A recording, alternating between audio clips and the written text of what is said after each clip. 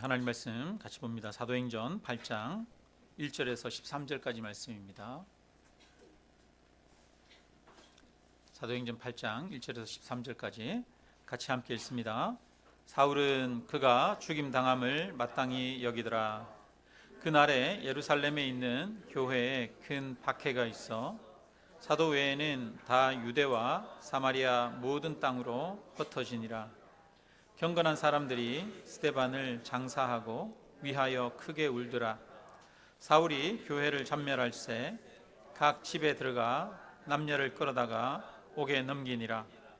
그 흩어진 사람들이 두루 다니며 복음의 말씀을 전할새 빌립이 사마리아 성에 내려가 그리스도를 백성에게 전파하니 무리가 빌립의 말도 듣고 행하는 표적도 보고 한 마음으로 그가 하는 말을 따르더라. 많은 사람에게 붙었던 더러운 귀신들이 크게 소리를 지르며 나가고 또 많은 중풍병자와 못 걷는 사람이 나으니 그 성에 큰 기쁨이 있더라. 그 성에 시몬이라 하는 사람이 전부터 있어 마술을 행하여 사마리아 백성을 놀라게 하며 자칭 큰 자라 하니 낮은 사람부터 높은 사람까지 다 따르며 이르되 이 사람은 크다 일컫는 하나님의 능력이라 하더라. 오랫동안 그 마술에 놀랐으므로 그들이 따르더니 빌립이 하나님 나라와 및 예수 그리스도의 이름에 관하여 전도함을 그들이 믿고 남녀가 다 세례를 받으니 시몬도 믿고 세례를 받은 후에 전심으로 빌립을 따라다니며 그 나타나는 표적과 큰 능력을 보고 놀라니라. 아멘. 네. 지난주에 제가 이 목회자 세미나에 가서 주일에 예배를 참여하지 못했습니다. 제가 참여한 목회자 세미나는 어떻게 하면 이 교회가 공동체성을 바르게 가질까, 어떻게 하면 초대교회와 같은 그런 아름다운 모습을 가질 수 있을까, 이런 어떤 구체적인 방법에 대한 그런 세미나였습니다. 잘 다녀왔고요. 또 좀 더 제가 책도 보고 좀 더 공부하고 또 연구하고 그렇게 하면서 또 우리 교회에 또 한편 적용해야 될 것들, 이런 것들을 생각해보고 그렇게 하겠습니다. 당장에 뭔가 세미나 갔다 왔다고 해서 확 변하고 이런 거 아니니까요. 성도님들 너무 염려하지 마시기 바랍니다.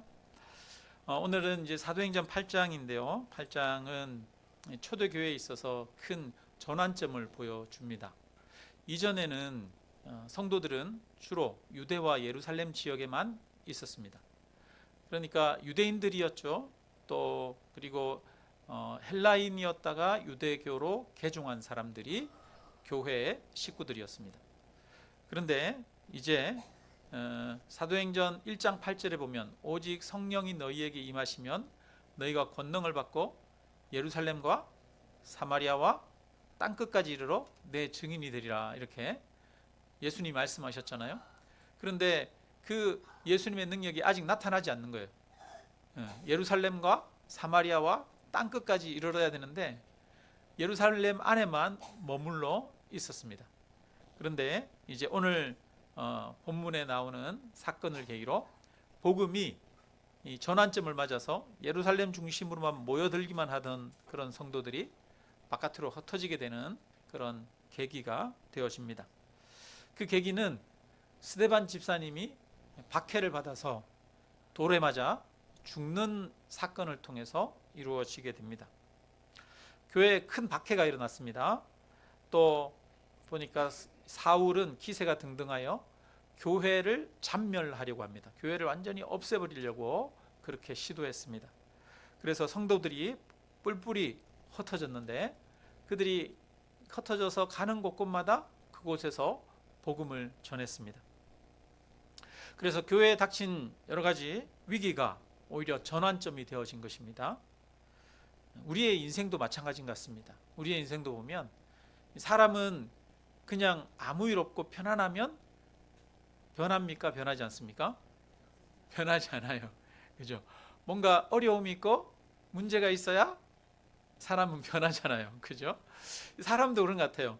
교회도 하나님이 교회에 박해라고 하는 어려운 환경을 허락하셨어요.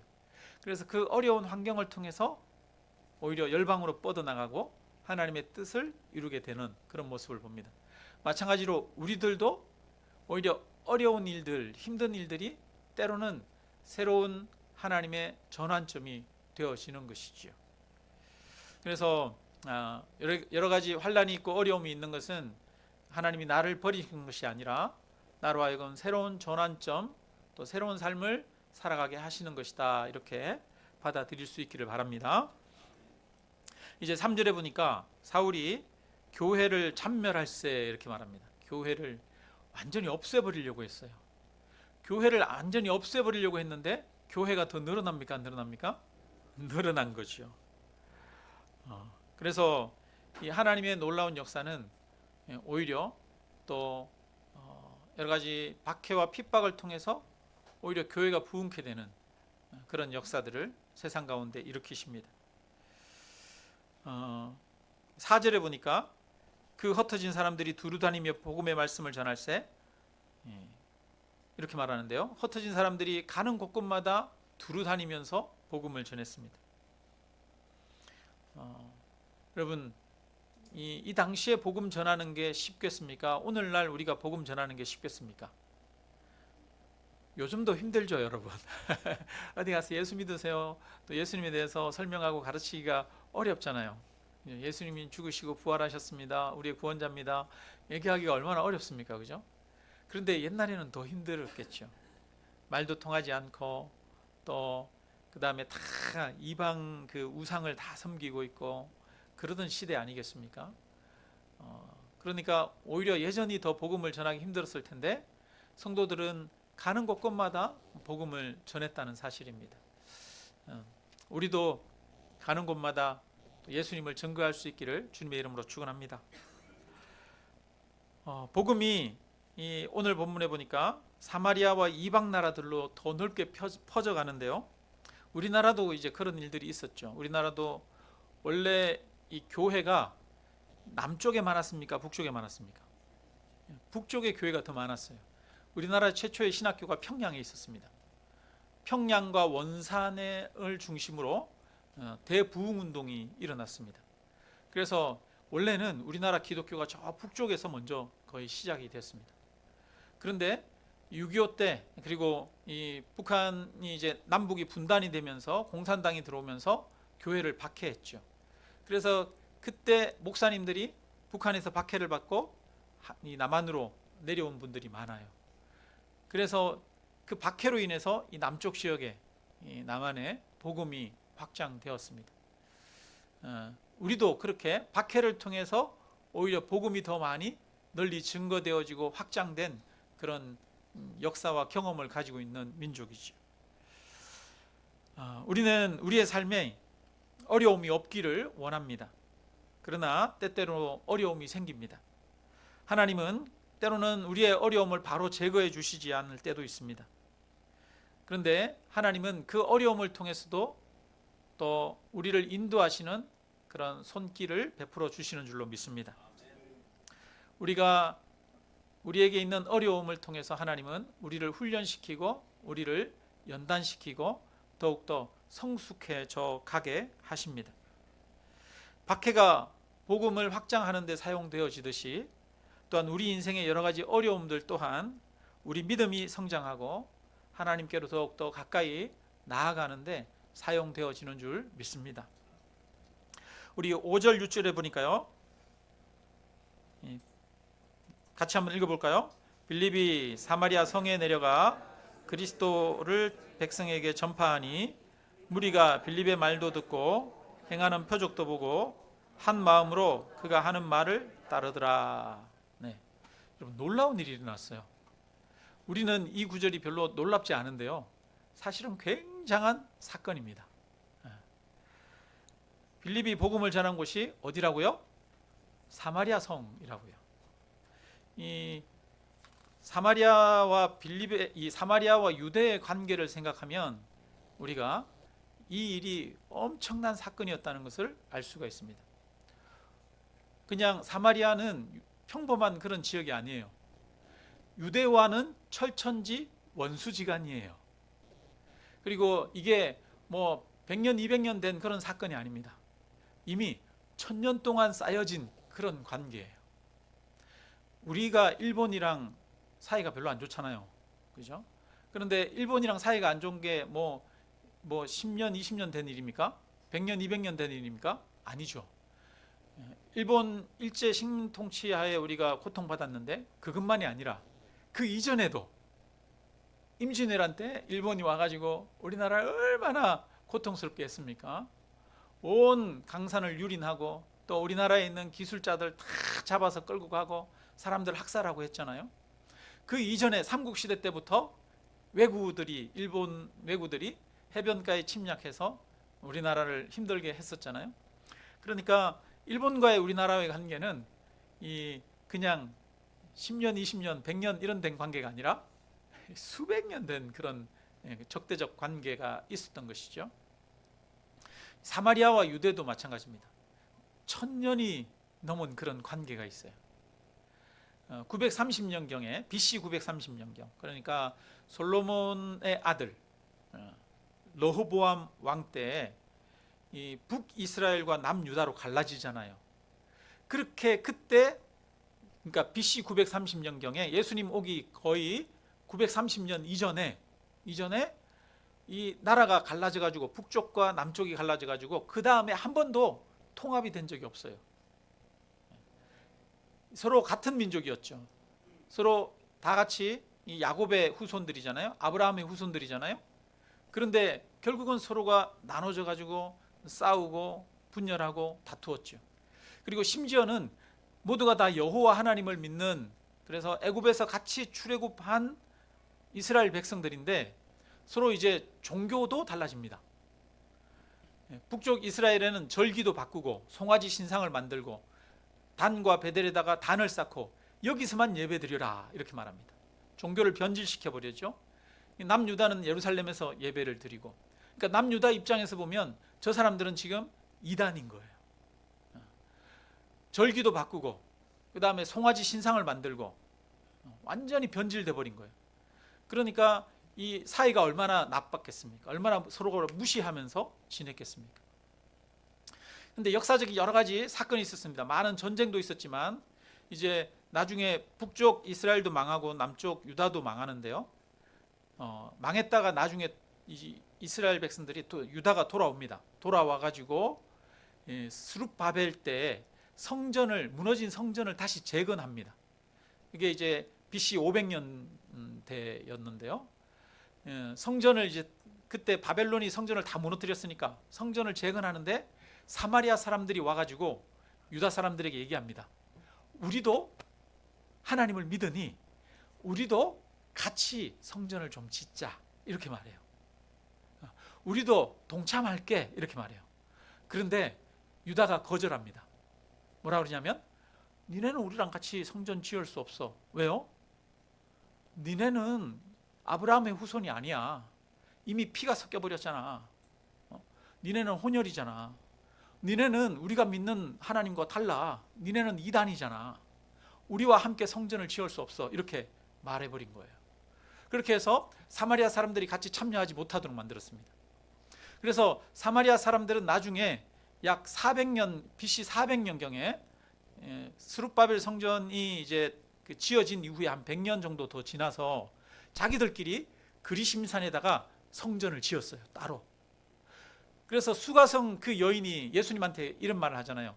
우리는 이 산에서 예배를 드리는데, 그리심산에서 예배를 드리는데 유다 사람들은 예루살렘에서 예배를 드린다고 하더이다 이런 얘기를 하잖아요. 그러니까 사마리아 사람들은 사마리아 성전이 있어요. 그리고 유다 사람들은 유다 예루살렘 성전이 있는 거죠. 그런데 이 BC 120년경에 이 유다의 하스몬 왕조가 사마리아에 가가지고 그리심산에 있는 그 성전을 다 무너뜨려 버립니다. 그러니까 사마리아 사람들이 애써서 지었고 사마리아 사람들에게는 그 성전이 얼마나 중요하고 또 아주 가치 있는 것이었겠습니까? 그런데 그 성전을 이 유다 사람들이 와가지고 그냥 무너뜨려 버린 거예요. 힘으로. 그러니까 사마리아 사람들 입장에서는 얼마나 화가 나겠어요. 얼마나 밉겠어요.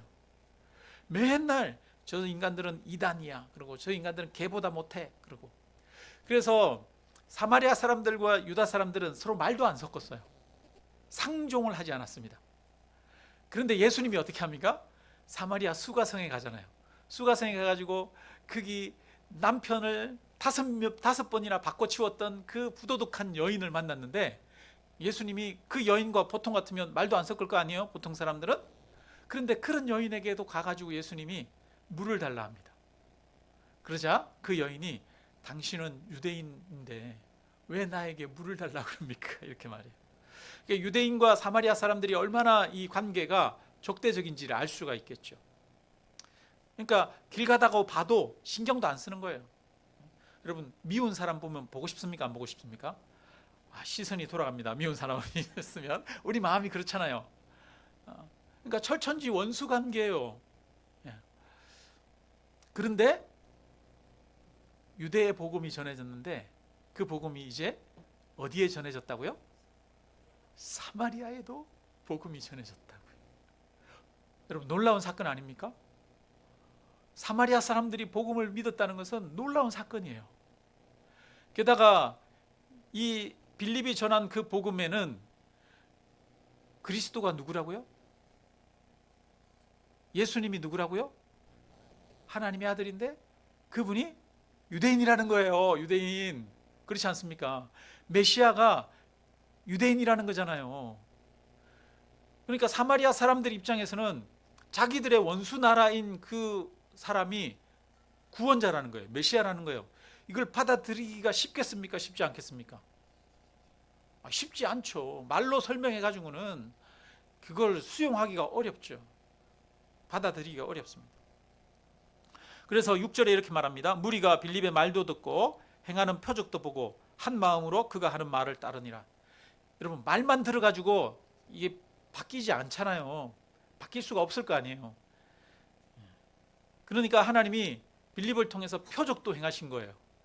7절에 보니까 많은 사람에게 붙었던 더러운 귀신들이 크게 소리를 지르며 나가고 또 많은 중풍병자와 못 걷는 사람이 나으니 그 성에 큰 기쁨이 있더라. 빌립을 통해서 하나님이 놀라운 역사를 일으켜 주신 거예요. 귀신들이 떠나가고 중풍병자가 낫고 걷지 못하는 사람들이 걷는 일이 일어나고, 이 일이 예수 그리스도, 유대인 예수 그리스도를 통해서 이루어졌다라고 그렇게 이야기하니까 사람들이 믿기 시작한 것이죠. 그래서 이런 표적과 기사를 통해서 하나님이 스스로 이 복음의 진리를 사람들에게 믿을 수 있도록 드러내신 것이죠. 요즘도 마찬가지인 것 같습니다. 요즘도 참 누군가 사람들에게 복음을 전한다는 건 힘들어요. 힘든 일이에요. 누군가 믿음을 가진다는 건 참 힘든 일입니다. 이 복음의 진리, 성경의 진리를 여러분 우리가 공부해보고 자세하게 꼼꼼하게 이성적으로 따져보면 여러분 정말 믿을 만한 가치가 있고 정말 이것이 진리구나 하는 사실을 알 수가 있을까요? 없을까요? 있어요. 여러분, 복음은 비합리적인 것이 아닙니다. 합리성을 초월하는 면이 있지만 복음이야말로 그 안에 들어가 보면 이 세상의 문제를 가장 근원적으로 해결할 수 있는 유일한 길이라는 걸 알 수가 있어요. 복음은 여러분 아주 이성적입니다. 그래서 복음을 찬찬히 듣고 성경을 듣고 그것을 공부하면 할수록 이것이 진리구나 하는 것을 알 수가 있어요. 그런데 사람들은 그렇게 설명을 듣고 정말 공부해보고 이것이 진리구나 이렇게 믿는 것이 아니에요. 보통 사람들은 어떻습니까? 설명한다고 믿습니까? 안 믿습니까? 안 믿어요. 사람들이 믿는 데는 뭐가 필요해요? 증거가 필요하더라고요. 증거가. 표적과 기사가 또 필요하더라고요.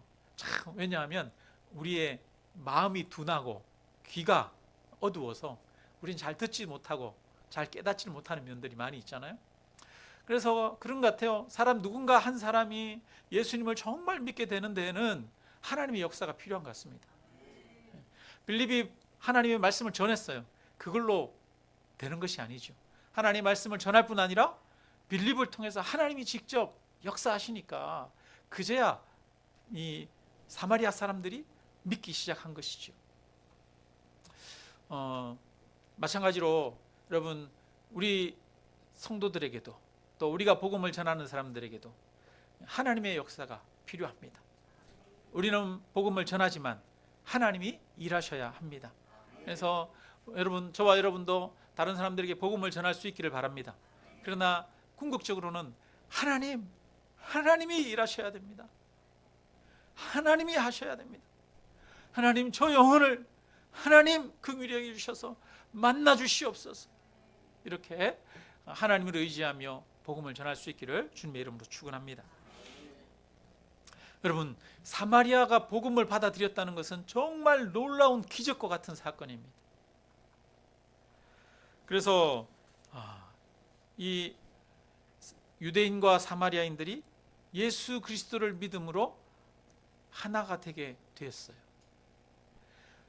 르호보암과 여로보암이 서로가 싸워서 남쪽 유다, 북이스라엘로 BC 930년경에 나눠진 이후로 약 1000년 만에 다시 연합이 이루어진 것이지, 하나가 되어진 것이지. 원수되었던 유대인들과 사마리아인들이 예수 그리스도를 통해서 하나가 되었습니다. 예수 그리스도의 십자가 복음은 모든 민족, 모든 백성들에게 구원을 주는 하나님의 능력입니다. 예수 그리스도의 복음은 원수되었던 것들을 화해케 하는 하나님의 능력입니다. 모든 인종과 민족과 남녀와 지위 고하를 뛰어넘어 형제가 되고 자매가 되게 하는 능력이 예수 그리스도의 십자가 복음의 능력입니다. 예수 그리스도의 십자가 복음에 화평의 길이 있습니다. 여러분, 최근에 교인이라고 하는 사람들 중에 특정 민족이나 나라에 대해서 차별과 혐오를 조장하는 그런 사람들이 있습니다. 그러면서도 그들은 예수님을 믿는다라고 말합니다. 여러분, 그런 사람들은 예수 그리스도의 십자가 복음을 온전히 아는 자가 아닙니다. 예수님은 화해케 하는 능력입니다. 십자가는 화해케 하는 능력입니다. 유대와 사마리아가 예수님 안에서 하나가 되게 하셨습니다. 적대적 관계가 해결되게 하셨습니다. 이것이 예수 그리스도의 십자가 능력인 줄로 믿습니다. 그런데도 여전히 예수 믿는다고 하는 사람들이 차별과 혐오에 가장 앞장서는 경우가 있어요. 민족과 인종을 차별하는 발언들을 하는 경우가 있어요. 여러분, 그런 사람들은 분별해내야 됩니다. 그것은 잘못된 것입니다. 그것은 그리스도를 따르는 것이 아닙니다. 오늘 본문 후에 나오는 내용을 보면은요, 이제 내일 큐티 본문이에요. 내일 큐티 본문에 보면 이제 그 빌립이 사마리아 사람들에게 세례를 줬는데, 근데 그 사람들이 빌립이 세례를 줄 때 성령을 받지는 않아요. 이제 사마리아 사람들도 예수님을 믿게 됐다는 얘기를 예루살렘에 있는 사도들이 듣고 그 사도들이 베드로와 요한을 사마리아 지역에 보냅니다.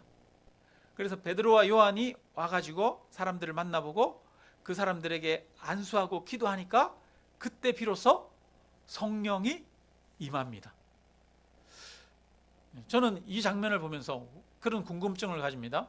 아니, 왜 빌립이 안수하고 세례할 때는 성령이 안 임했을까? 왜 베드로와 요한이 와서 안수하니까 성령이 임했을까? 여러분, 왜 그랬을까요?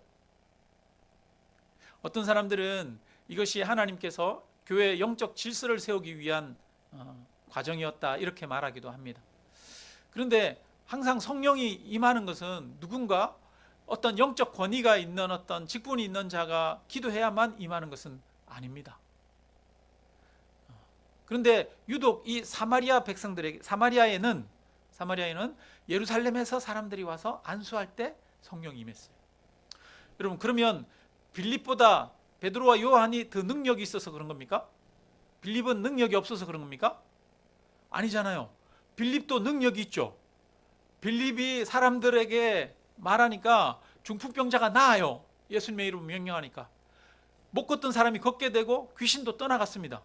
빌립도 제자들이 행하던 능력을 행했습니까? 안 행했습니까? 행했어요. 그러니까 이것은 빌립의 능력의 문제가 아니에요. 사도들의 능력의 문제가 아닙니다. 특별히 여러분, 우리가 이런 능력이 나타나는 것은 하나님이 하시는 거잖아요. 성령을 부으시는 것은 하나님이 하시는 거잖아요. 한 개인이 능력이 있어서 하는 게 아닙니다. 하나님이 하시는 거잖아요. 근데 하나님이 역사하시는데 하나님이 빌립을 통해서는 성령을 부으시지 않으시고 하나님이 베드로와 요한을 통해서 성령을 부으신 사건이에요. 그럼 왜 베드로와 요한을 통해서 굳이 성령을 부으셨을까요? 빌립은 헬라식 이름이에요. 스데반, 7명의 집사들이 있죠. 7명의 집사님들은 헬라식 이름을 가지고 있습니다.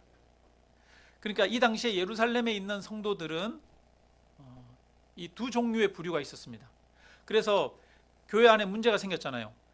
유대 과부들이 있고 헬라파 과부들이 있는데 헬라파 과부들은 구제에서 제외되는 경우가 많아가지고 교회에서 분쟁이 생기잖아요.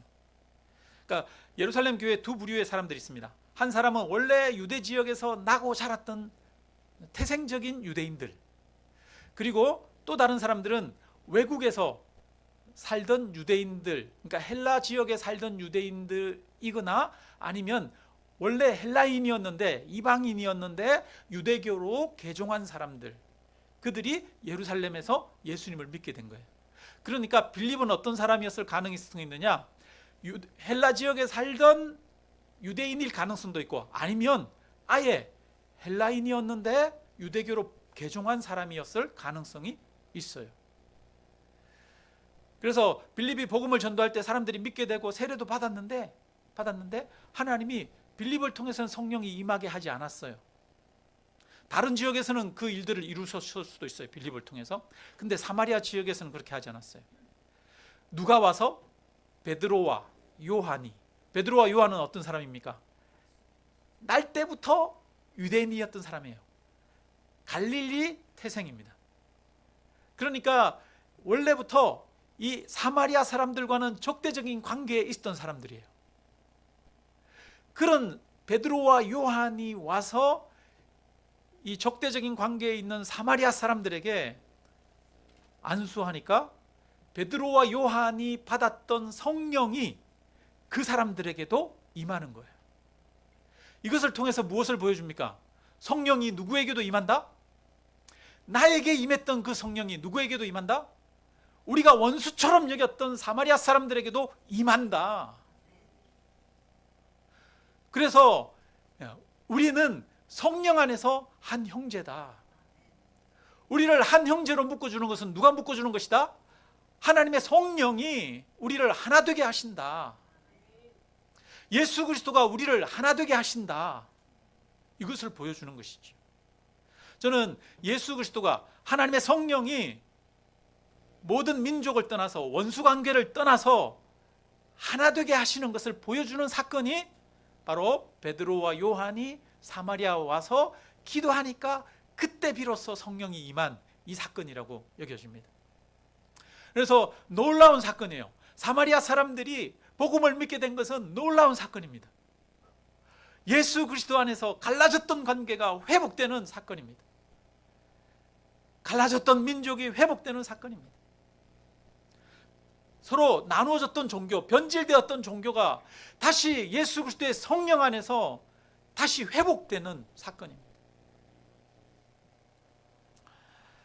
이처럼 바로 예수 그리스도의 십자가와 하나님의 성령 안에서 관계가 회복되어지고 하나가 되지는 그런 놀라운 능력이 있는 줄로 믿습니다. 그래서 복음은 진정한 화해의 능력입니다. 화평의 능력입니다.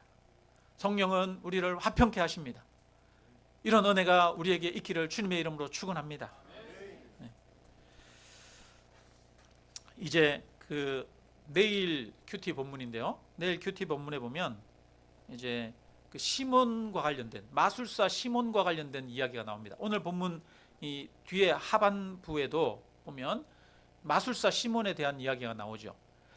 이 시몬이라고 하는 사람이 있는데 마술을 잘 행하는 사람입니다. 그래가지고 이 사마리아 땅에서 마술을 막 행했어요. 그러니까 사람들이 우와 막 그럼 놀래고 무서워하고 두렵고 그랬습니다. 그래서 자칭 큰 자다 이렇게 얘기했습니다. 나는 난 이런 능력을 행하는 사람이야 그러면서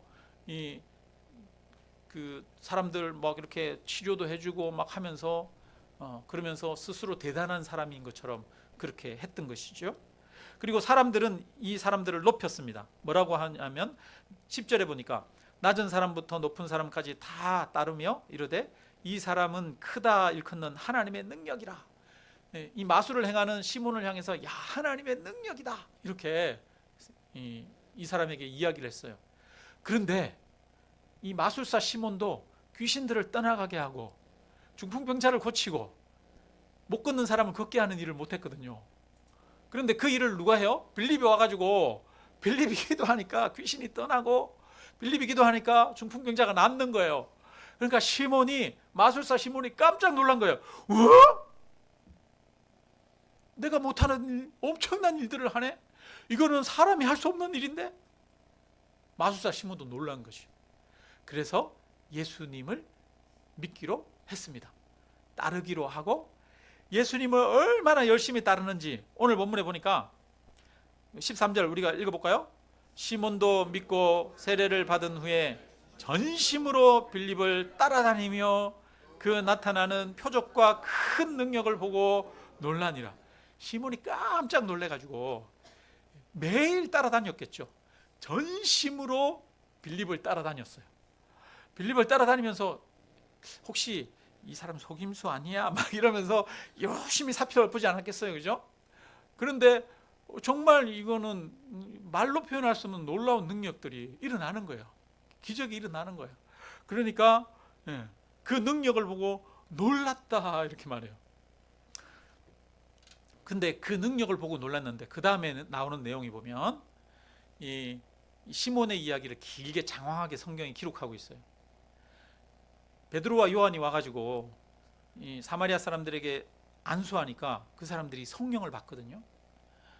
그리고 그 사람들이 기쁨에 차오르고 예수님에 대한 믿음과 확신을 가지게 되고 방언도 하게 되고 그 사람들에게도 능력이 나타나고 그러니까 이 시몬이 베드로와 요한에게 가가지고 말합니다.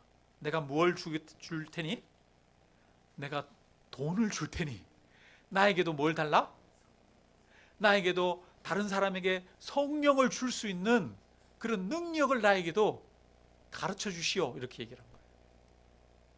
그러니까 이거는 가르침으로 되는 건 줄 알았던 것이죠. 어떻게 하는 비법을 가르쳐 주면 될 줄 알았어요. 마술사 비법을 알면 되는데 그런 마술처럼 생각을 한 것이죠. 그런데 그래서 베드로가 뭐라 그러냐면 네가 하나님의 선물을 돈 주고 살 줄 알았느냐 이렇게 말하면서 그를 책망합니다. 네가 네 언과 네가 함께 망할지어다 이렇게 말하고 21절 우리 같이 읽겠습니다. 하나님 앞에서 네 마음이 바르지 못하니 이 도에는 네가 관계도 없고 분길 뗄 것도 없느니라. 이 도에는 네가 관계도 없다, 분깃될 것도 없다. 이 말은 무슨 말입니까? 너는 예수 그리스도와 상관없는 사람이다. 너는 예수 믿는 사람이 아니다. 이런 말이에요. 분깃될 것도 없다. 이 말은 무슨 말입니까? 너는 구원 얻은 사람이 아니다. 이런 말이에요. 무시무시한 말이죠. 무시무시한 말. 그래서 베드로가 이 시몬을 보니까 이 시몬은 겉모양은 예수를 잘 믿는 사람인 것처럼 열심을 가지고 따라다녀요. 그런데 그 속에는 뭐가 없어요? 예수 그리스도를 믿는 믿음이 없고 그 속에는 무엇만 추구하고 있어요? 자기 욕심을 원하고 있어요. 이적과 기적만을 바라보고 자기가 그런 이적과 기적을 행할 수 있는 능력을 가져서 자기 영광을 얻기를 바라고 있는 것이죠. 이 시몬의 이야기를 사마리아의 복음이 선포된 이야기 속에 길게 기록하고 있어요. 하필이면 예루살렘 교회도 마찬가지입니다. 예루살렘 교회도 그 여러 가지 좋은 일들만 이렇게 기록하면 좋은데 그 안에 어떤 안 좋은 사건을 기록하고 있어요. 그게 뭐냐면 아나니아와 삽비라 사건입니다. 아나니아와 삽비라가 땅을 팔아가지고 그 땅값을 가져왔어요. 그래가지고 일부는 숨기고 그 다음에 일부는 사도들의 발 앞에 놓으면서 이게 땅값 전부입니다 이렇게 내놨어요. 그러자 베드로가 이게 땅값 전부냐 물어요. 네, 전부입니다. 그러니까 네가 어떻게 성령을 속이고 거짓말 하느냐 그랬더니 아나니아가 거기서 혼이 떠나서 죽어버려요. 그리고 그 다음에 그 안에 삽비라가 왔는데 또 그 안에 삽비라도 거짓말해가지고 혼이 떠나 죽어버려요. 이 아나니아와 삽비라 이야기를 왜 굳이 기록했을까요? 성경에. 기록 안 해도 될 텐데. 오늘 시몬의 이야기를 굳이 기록 안 해도 될 텐데 시몬의 이야기도 기록하고 있어요. 왜 굳이 기록할까요? 이 교회 안에 어떤 일들이 일어날 수 있느냐면 우리가 예수 그리스도의 십자가를 바라보고 예수 그리스도를 믿음으로 정말 우리가 예수님을 따라 십자가를 지고 걸어가는 삶을 살고 예수 그리스도를 구주로 믿고 나아가는 그런 것이 아니라 교회 안에 교회 공동체 안에 인간적 욕심을 가지고 그 욕심을 이루기 위해서 모여있는 사람들이 있다는 것을 보여주는 것이죠. 아나니아와 삽비라가 원한 건 뭡니까? 헌금을 통해서 자기가 드러나고 인정받고 높임받고 직분도 받고 그러고 싶었던 것이에요. 교회도 그런 경우 있는 것 같아요. 직분을 자기 영광의 수단으로 생각하는 사람이 있는 것 같아요. 그래서 열심히 막 직분을 위해서 노력하는데 그것은 정말 하나님을 사랑하고 예수 그리스도의 십자가 은혜에 감사해서가 아니라 자기가 높아지기 위해서 그렇게 하는 사람들이 있는 것 같습니다. 지금 이 시몬의 마음은 예수 그리스도를 따르고자 하는 마음입니까? 아니면 자기가 높아지고자 하는 겁니까? 자기 영광을 위한 거죠. 세상적 만족을 위한 거예요. 세상적 유익, 자기 영광을 위한 것이죠. 자기가 큰 자가 되기 위해서 지금 그 무리 안에, 공동체 안에 들어와 있는 거예요. 그래서 이 베드로와 요한이 시몬을 보고 정확하게 보고 시몬이 무엇이 잘못됐는지를 알고 있는 것이죠. 그래서 너는 이 도와 상관이 없다. 너는 예수 그리스도와 상관이 없다. 라고 이야기하는 겁니다. 그래서 예수 그리스도와 상관이 없는 이가 교회 안에 들어오는 것을 이야기를 하고 있는 것이죠. 오늘 두 가지를 이야기합니다. 하나는 박해가 일어났어요. 외적인 핍박과 박해와 환난입니다. 여러분, 외적인 박해와 핍박과 환난이 교회를 위험하게 합니까? 아니면 교회 안에 있는 교묘한 그런 인간의 욕심과 불신앙이 자기 영광을 구하는 것이 교회를 위험하게 합니까? 여러분, 때로는 환난도 위험할 수도 있지만 힘들 수도 있지만 때로는 외적인 환난이 문제가 아니라 때로는 내부 안에서 발생하는 우리의 불신앙과 예수 그리스도를 따르지 않고 믿지 않고 바라보지 않고 자기 영광을 구하는 인간의 거짓됨이 오히려 교회에 더 큰 문제를 일으킬 수도 있는 것이요.